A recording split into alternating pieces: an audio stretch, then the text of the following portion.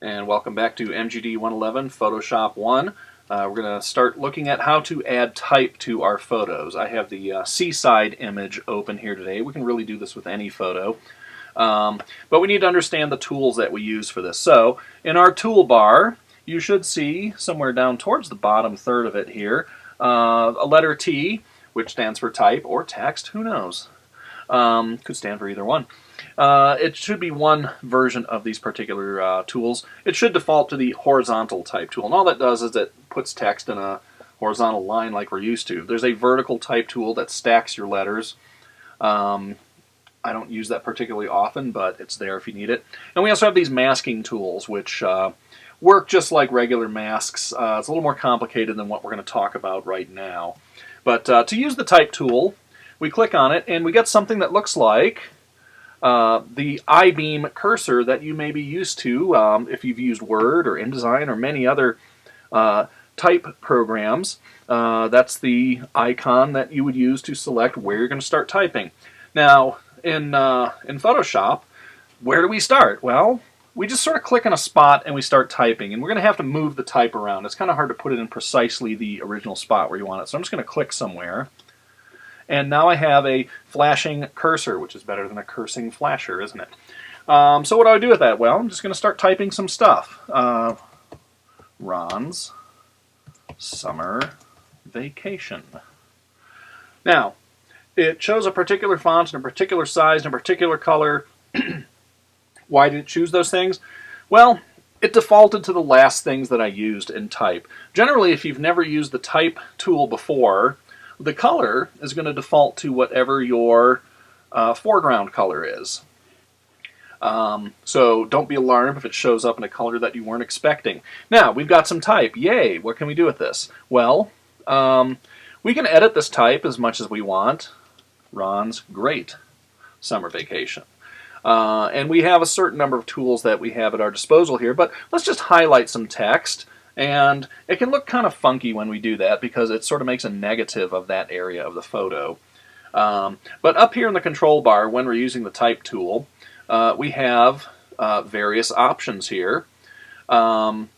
We have the what's called the font family, Myriad Pro in this particular case. If you are on a Mac at the school, it's going to come with all the fonts that were built into the system. If you have your own computer, you've probably loaded some additional typefaces into your machine.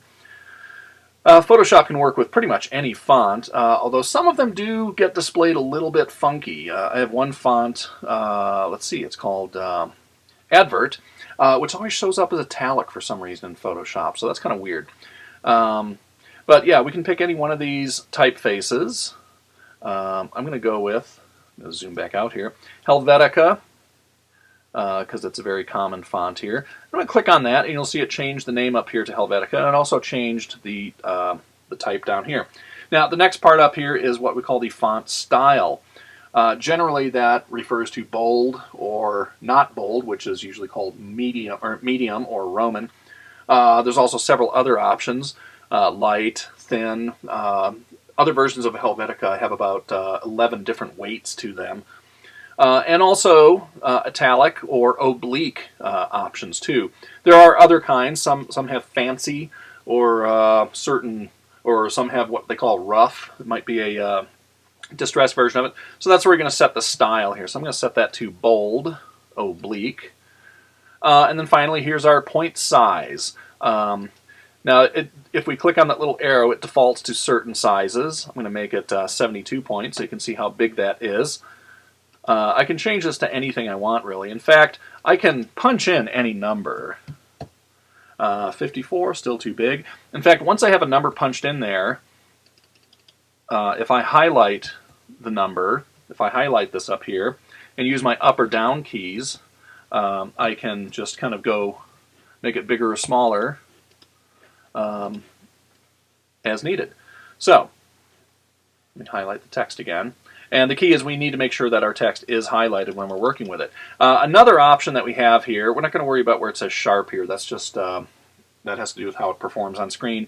Over here, though, we have a black box. That is our text color. If we click on that, hey, that looks familiar, doesn't it?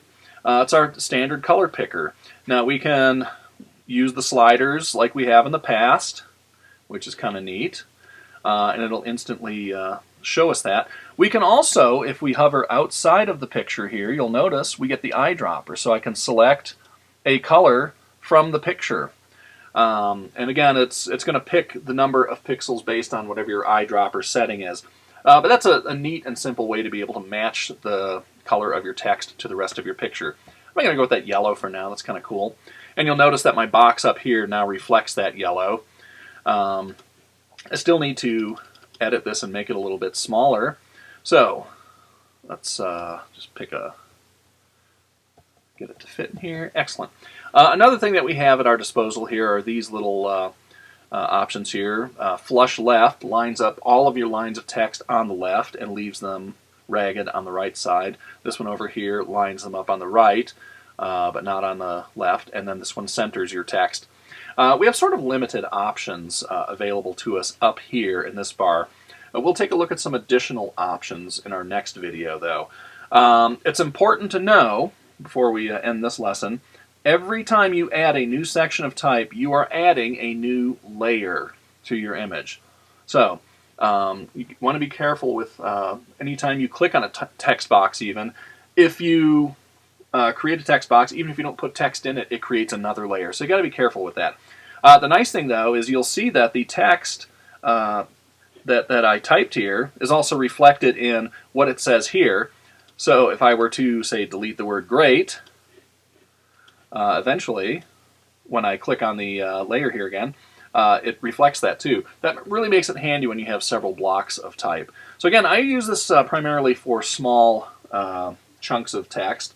I wouldn't want to type a whole paragraph of advertising or anything on here, but you can kind of see a sense of what we can do with this. Now there's much more we can do, so let's just save this as is. And when you do save it, by the way, since there are multiple layers, it's going to probably ask you to save it as a PSD file. That's just fine. So, and it's going to give you the warning about layers. We want to keep these in layers as long as we can, and I'll explain that in greater detail later on too.